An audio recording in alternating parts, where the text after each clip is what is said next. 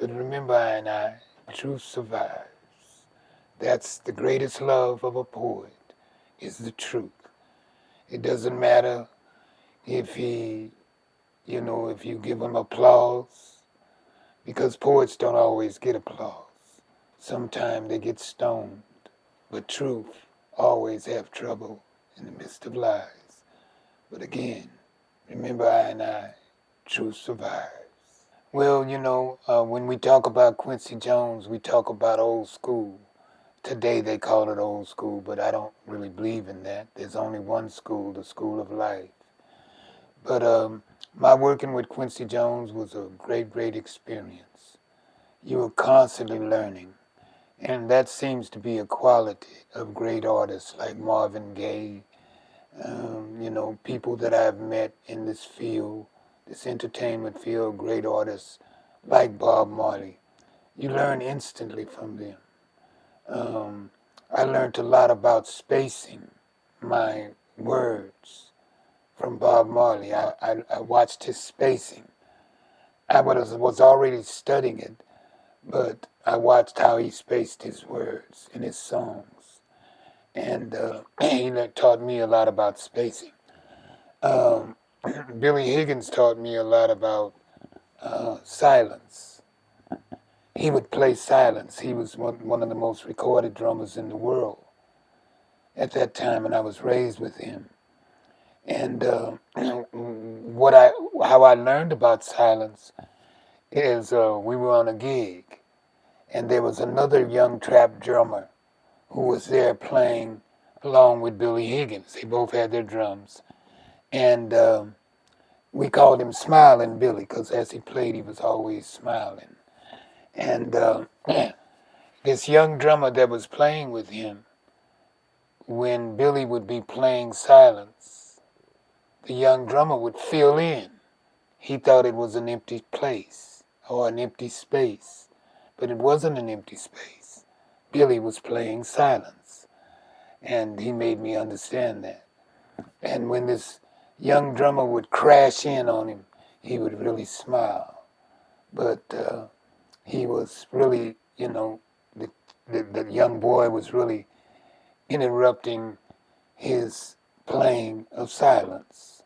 So that's something that I learned from him and from the great artists. You always learn when you work with a great artist.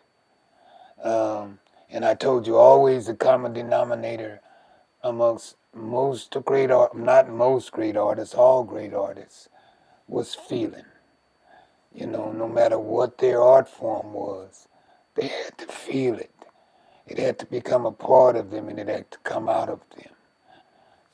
It didn't always come into them, it came out of them. So that's kind of how I learned along the way. And like I said, Quincy Jones really showed me the depth of what I was doing when he asked me, keep talking so I can see what key you're talking in. I had never thought that deep about what I was doing. I always thought about one thing as a poet that was principle in my mind, and that was the truth, no matter what, who it hurt. I didn't intentionally mean to hurt anyone, but I did mean to tell the truth, like it'd be a hole when you pull a tooth and fat meat is greasy. I could prove that, and it was the truth. So that was my greatest um, thing that I learned from people like Quincy Jones. And excellence in what you're doing. You search for excellence. All of those cats search for excellence.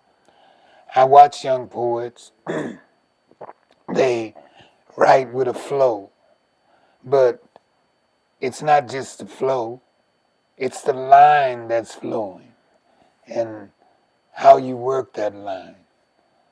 They work it as a whole, they just start flowing. Well, I may start flowing like that, but then I go back and I work each line. I try to remove every unnecessary word the is, the buts, the thing, the little transition words. I'm not an English major. I'm a graduate of SWU, Sidewalk University, and that's where I learned from.